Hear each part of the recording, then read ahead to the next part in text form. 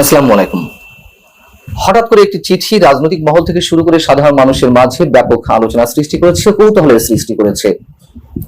সেটি হচ্ছে সাবেক প্রধানমন্ত্রী শেখ হাসিনার বোন শেখ রেহানার মেয়ে টিউলিপ সিদ্দিকী একটি চিঠি দিয়েছেন প্রধান উপদেষ্টাকে।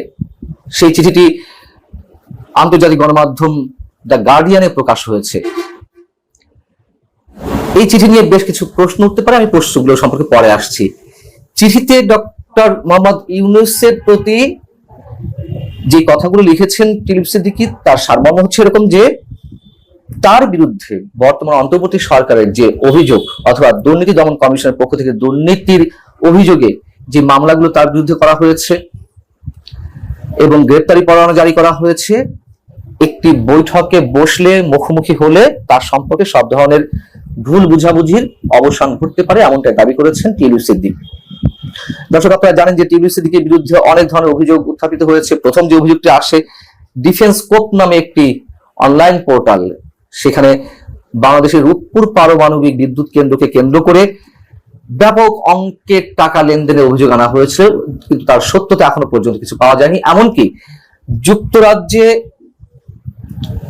টিউলিপ সিদ্দিকী অথবা তার মা শেখ রেহানা ক্ষমতা অপব্যবহার করে ৭,২০০ স্কয়ার ফিটের একটি ফ্ল্যাট তারা পেয়েছিলেন, যে ফ্ল্যাটটি টিউলিপ সিদ্দিকী ব্যবহার করছিলেন, এরকম অভিযোগ উঠেছে।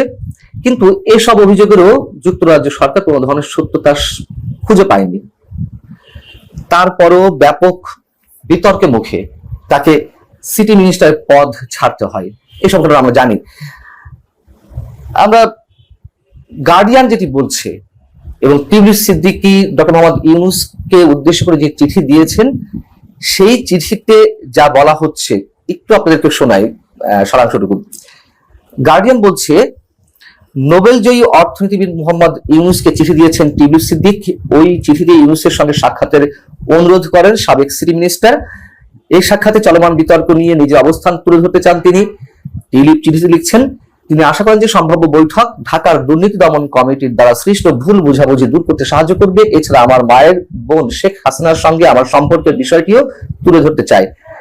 টিউলিপ সিদ্দিকী বলছেন, আমি দুদকের কাছে বিষয়টি স্পষ্ট করার চেষ্টা করেছি, কিন্তু তারা লন্ডনে আমার আইনজীবীদের সঙ্গে যোগাযোগ করতে অস্বীকৃতি জানিয়েছে। স্পষ্টতই ঢাকার একটি এলোমেলো ঠিকানায় চিঠিপত্র পাঠানো হচ্ছে, অর্থাৎ যেই সব ঠিকানায় চিঠিপত্র দেওয়া হচ্ছে টিউলিপ সিদ্দিকীর উদ্দেশ্য করে, সেগুলোর কোনো ভিত্তি নেই, তেমনটাই তিনি উল্লেখ করছেন। এবং এই ফ্যান্টাসি কাল্পনিক তদন্তের প্রতিটি পদক্ষেপ গণমাধ্যমকে জানানো হয়, তবুও আমার আইনি দলের সঙ্গে যোগাযোগ করা হয় না। টিউলিপ সিদ্দিকী এসব দাবি করছেন এবং তিনি এও দাবি করছেন যে তার খালার প্রতিপক্ষরা তাকে লক্ষ্য করে উদ্দেশ্য প্রণোদিতভাবে রাজনৈতিক অপপ্রচার চালাচ্ছে। দ্য গার্ডিয়ান বলছে যে যুক্তরাজ্য সরকারের সাবেক সিটি মিনিস্টার বলছেন যে তিনি গ্রেপ্তারি পরোয়ানা সম্পর্কে কিছুই জানেন না, এমনকি তাকে বাংলাদেশে নিতে হলে যুক্তরাজ্য সরকার উপযুক্ত প্রমাণ দিতে হবে যুক্তরাজ্য সরকারের কাছে। এখন যে প্রশ্নগুলোর কথা বলছিলাম, প্রশ্ন হচ্ছে এমন একটি চিঠি টিউলিপ সিদ্দিকী কেন ডক্টর মোহাম্মদ ইউনূসকে শুধু শুধু দিতে যাবেন? তিনি তো ভালো করে জানেন যে ডক্টর মোহাম্মদ ইউনূস সরকারের মূল যে টার্গেট, মূল লক্ষ্য উদ্দেশ্য, তা হচ্ছে শেখ হাসিনার সরকারকে ঘায়েল করা, মানে যে সরকারের পতন হয়েছে সেই সরকারের সঙ্গে জড়িত এবং আওয়ামী লীগের সঙ্গে যারা জড়িত বা আওয়ামী লীগকে টার্গেট করে যা যা করা দরকার সবকিছুই করবে এবং করা হচ্ছে। সেখানে টিউলিপ সিদ্দিকী কেন বোকার মতন এমন একটি চিঠি দিতে যাবেন? এবং এ ধরনের একটি বৈঠকে বসলেই যে সব সমস্যার সমাধান হয়ে যাবে, এটি টিউলিপ সিদ্দিকী কিভাবে আশা করতে পারেন?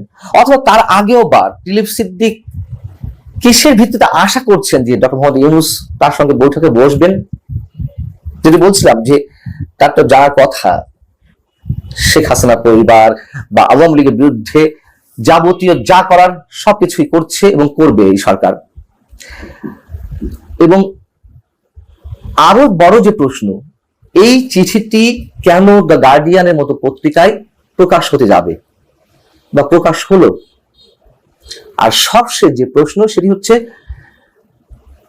ডক্টর ইউনূস সরকারকে তো অবৈধ বলে আসছে আওয়ামী লীগ, সেই সরকারের প্রধানের সঙ্গে আলোচনায় বসে প্রকারান্তরে কি এই সরকারকে বৈধতা দেওয়া হয় না? বিষয়গুলো আমার কাছে একটু কেমন খাপছা খাপছা লাগছে। তবে চিঠি যে দিয়েছেন বা সেটি গার্ডিয়ানে প্রকাশিত হয়েছে এ বিষয়ে তো আমরা নিশ্চিত। ভালো থাকুন সবাই, আল্লাহ হাফেজ।